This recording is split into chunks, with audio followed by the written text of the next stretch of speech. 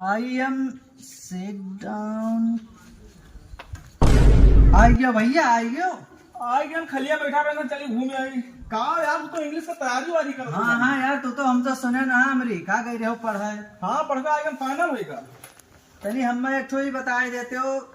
I am sit down हम नहीं जान पाई यार, एक मतलब का हुआ था। मैं बैठा हूँ। यार मजाक ना करो यार भाई।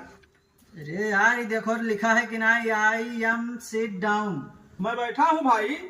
अरे यार वो तो हम हो देखे था यार, बैठा हो ओका मतलब का हुआ था। मैं बैठा हूँ। भगवान हमका नहीं कही था यार, देखी तो बैठा हमका आधार है निकल का बताओ। मैं आई एम सिट डाउन। मैं बैठा हूँ। वो बता दो ना, उठा भाई कही तो बहरवा जाए गिरबो। बैठा मैं बैठा हूँ। अरे यार मैं बैठा हूँ। भाग जा, ऐसे भाग, ऐसे भाग। हमारा